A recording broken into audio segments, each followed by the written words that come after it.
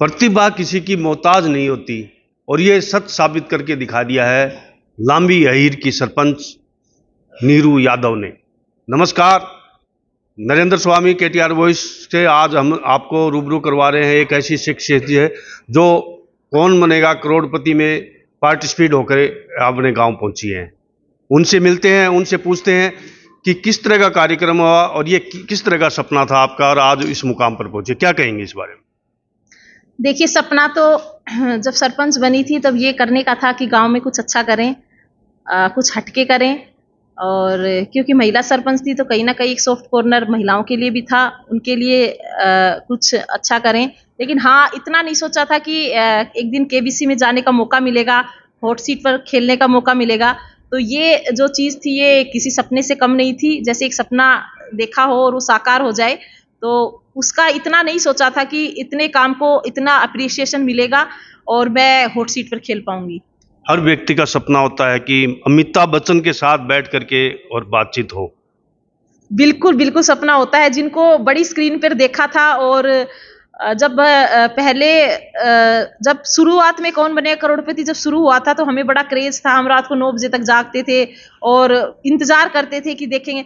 तो कभी सोचा नहीं था कि वहां जाएंगे। और बिल्कुल अमिताभ बच्चन जी को इतने पास से देखना, उनसे बातें करना, और उन्होंने हमसे बातें की तो मतलब एक पल के लिए तो मैं बिल्कुल ऐसे शॉक हो गई थी उनको अपने सामने देख के। और खुशी का कोई ठिकाना था ही नहीं।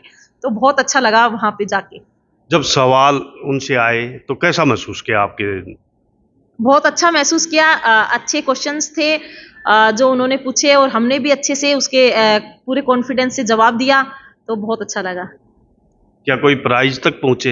हाँ बिल्कुल पहुंचे। वो आप एपिसोड देखेंगे तब आपको पता लगेगा। करोड़पति तक पहुंच गए। इससे पहले हॉकी वाली सरपंच के नाम से भी यहाँ पॉपुलर हो चुकी हैं, यहाँ पर पूरे शेखावट इलाके में नहीं। जब गूगल सर्च करते हैं तो पहला नाम आपका आता है, हॉकी वाली सरपंच। इसमें बारे में क्या? देखिए, वो तो मुझे मेरे क्षेत्र वालों ने नाम दिया हॉकी वाली सरपंच, तो उसके लिए तो मैं उनकी आभारी हूँ। और सोचा नहीं था कभी कि इस प्रकार का एक नाम मुझे मिलेगा। और जो प्रयास मैंने अपने पंचायत की बच्चियों के लिए, खेल के लिए किए, उन प्रयासों को शायद देखते हुए कहीं ना कहीं मुझे ये नाम मिला।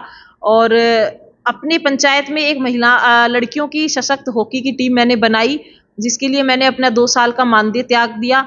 और उन्हें सब जो हॉकी से संबंधित जो सुख सुविधाएं थी वो सब मैंने उपलब्ध करवाई। और उनके लिए एक प्राइवेट कोच भी हमने रखा हुआ है जो उन्हें डेली तैयारी करवाते हैं। और हमारा सपना ये है कि मेरी पंचायत की बच्चियां जो हैं वो नेशनल खेलने के लिए सेलेक्ट हों और स्टेट पर भी वो खेलें। और उसको देखते हुए बाकी पंचायत की जो बच्चियां हैं उनमें कहीं ना कहीं वो भी मोटिवेट हों और अपने जो प्रतिभाएं हैं बच्चियों के अंदर वो कहीं ना दबे ना और वो बाहर निकल के आए। राजनीति में एक सपना होता है ऊपर चढ़ने का। आज सरपंच बनी है, आगे क्या भविष्य बने? देखिए, अभी सरपंच बनी हूँ, अभी तो मेरा ये है कि मैं अपनी पंचायत में बहुत अच्छे से काम करूँ। हाँ, अगर मेरे क्षेत्रवासियों को ये लगा कि मुझे और आगे भी जाना चाहिए और मुझे ये लगा कि मैं वास्तव में मुझे उनके लिए और आगे अपने उसको बढ़ाना चाहिए, दायरे को, और अच्छा काम करना चाहिए, तो बिल्कुल मैं प्रयास करूँगी इस चीज़ के लिए। हर व्यक्ति का सपना होता है कि आगे बढ़ने के लिए, और उसमें आप भी हैं। एक महिला का भी सपना होता है, उसमें किनका सहयोग अपेक्षित? देखिए, सबसे पहले तो परिवार का सहयोग इस चीज़ के लिए चाहिए। आप परिवार का अगर आपको सपोर्ट नहीं करता तो आपको बहुत दिक्कतें आती हैं। लेकिन मैं इस चीज़ को अपने आप को बड़ा खुशनसीब मानती हूँ इस मामले में कि मेरे हस्बैंड ने मुझे बहुत सपोर्ट किया है, मेरे ससुर ने मुझे बहुत सपोर्ट किया है। परिवार का भी सपोर्ट काफ़ी रहा है इस चीज़ में। तो अपने आप को मैं इस चीज़ के लिए बहुत अच्छा मानती हूँ। हाँ, कई बार चुनौतियाँ आती हैं, परिवार की तरफ से भी आ जाती हैं, गाँव वालों की तरफ से भी आ जाती हैं। लेकिन उन चुनौतियों का हम सामना करते हैं और अपने आप को प्रूव करने का पूरा प्रयास रहता है मेरा। शादी के बाद महिलाएं चूल्हा चौका तक ही सीमित रह जाती हैं, लेकिन आपने एक नजीर पेश की है ससुराल में आकर। बिल्कुल, पहले मैं भी होम मेकर ही थी। जब मैंने सरपंच का चुनाव लड़ा और मैं सरपंच बनी तो मुझे ये था कि हाँ, मुझे अपने क्षेत्र के लिए, अपने गाँव के लिए कुछ ना कुछ करना है।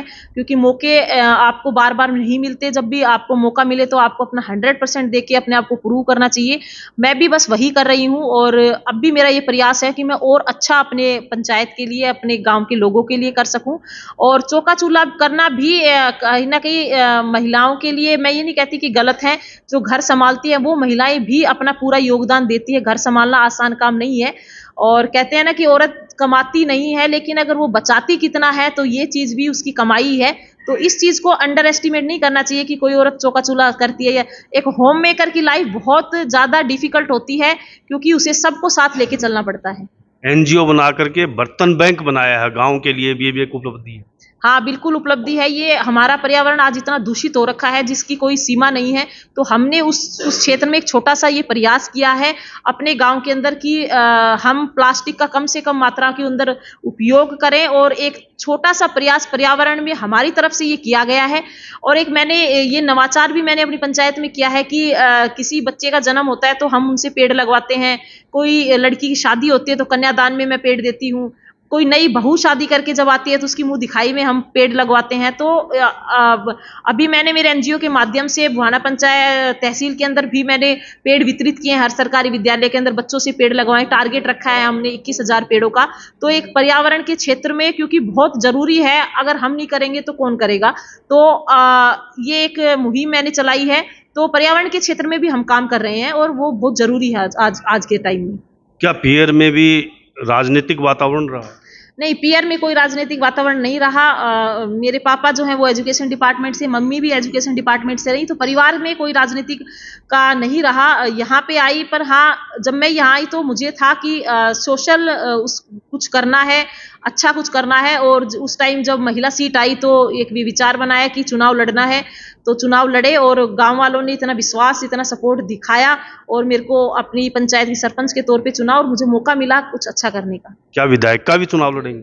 बिल्कुल, अगर क्षेत्रवासी मौका देंगे तो बिल्कुल प्रयास करेंगे इस चीज का भी। ये थी लांबी अहीर की सरपंच नीरू यादव।